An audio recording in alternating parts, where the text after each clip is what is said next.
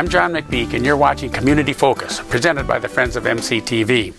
In this third segment, our guest is Steve DeRees, the new director of the Chemical City Band. Welcome to the Community Focus program, Steve. Thank you very much. What do our viewers have to look forward to this season from the Chemical City Band? Well, we have a very family-friendly atmosphere. We'd like to see people with young children and all the way on up to senior members of our community come out. We'll have exciting concerts, a lot of standard band literature. We like to play marches, John Philip Sousa, Carl King, Henry Fillmore, some of the famous march composers. We usually try to cover some of those. We'll also include some new music and some medleys and show tunes and patriotic items. We have a couple of solo features in the works that try to feature some members of the local music community and some members of the band.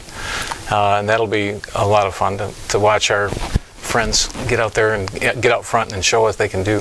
Where are the concerts held? What's your venue? We're in Central Park every Wednesday night at 7:30 from June 22nd through August 3rd, and we set up in the Ted Nicholson Band Shell, and it's right there on the corner of Collins and Rod.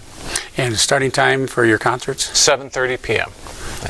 Now, how long do the programs last? Typically goes a little over an hour. We'll play for about 30-40 minutes, take a little break, and then have another shorter. The second half tends to be a little bit shorter. So, well, tell our viewers a little bit about the band, the history, the members, some interesting information. The first Chemical City concert band that we can trace is 1910, so this is our 107th season. We've had 6 conductors. I'm the 6th, and started with Bob Heisman, and then Ted Nicholson, Larry Gunther, Bob Ralston was very well known around town, and Jim Huber was just my predecessor. And the size of the band, typically how many members are there playing? We are budgeted for 50 to 55 performers per week. We have a pool of about 90 people who are invited to be on a list, and then they indicate when they're available through the summer, so that you will see the personnel shift and change a little bit as they go on vacation and come back home and things like that. And we also have high school age kids who are just getting out of school, and college students who are returning home, all the way up to senior members of our community who still play. We have how senior? We have some members who have been almost 60 years in the band. Bob Johnson and Arnie Huntress are some of our longest serving. Our elders. And Dan Roberts is coming up on his 50th. So. And how long have you been involved with that? I've been in the band 20 years. So you're a new kid, yeah. Is there an admission charge for your concerts? No, the concerts are free. We do pass the hat, or it's a snare drum shell. We have an old snare drum at the concerts. We ask for people to, if they feel so inclined, to leave us a donation. It helps build our endowment fund to try to make the future of the band a little more stable. We get a lot of support from local community foundations. The Alden and Veda Dow Family Foundation help a lot. Roland Gerstacker Foundation has given to the band. When we started as a non-profit group, we became a little independent from the city, and Charter Communications gave us a very important grant for startup costs. And then the Charles Strosacker Foundation also chipped in.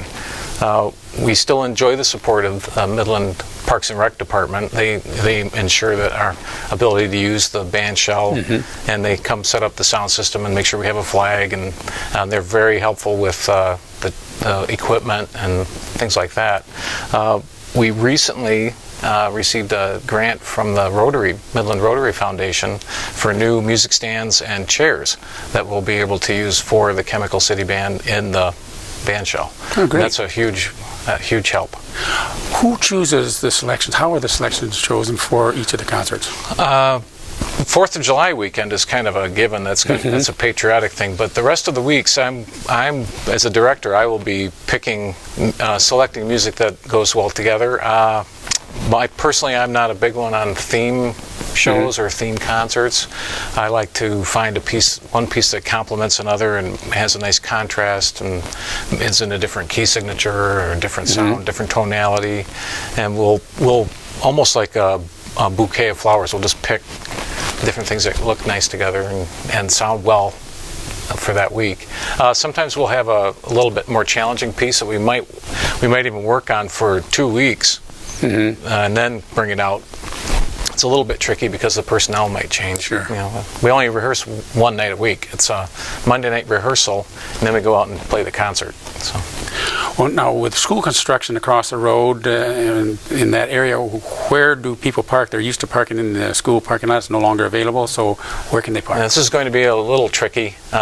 There's the parking lot that used to serve the old ice arena where they had the wood chips. We can use that, and there's a smaller parking lot right across the street on the school property. And Midland Public Schools has said that we can use any parking lot that's not blocked off for construction. So we also have permission from Memorial Presbyterian to use their parking lots, which is a block or so away. If you don't mind a little bit of a walk.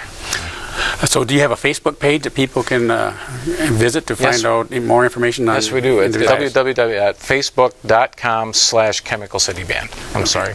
And that's a good place to check if the inclement weather is coming. We don't have a rain site anymore, so if the concert's going to be canceled that night, that would be a good place to check. Put it on Facebook. Okay. Well, Steve, thank you for appearing on Community Focus to keep us informed about the Chemical City Band's summer concert season.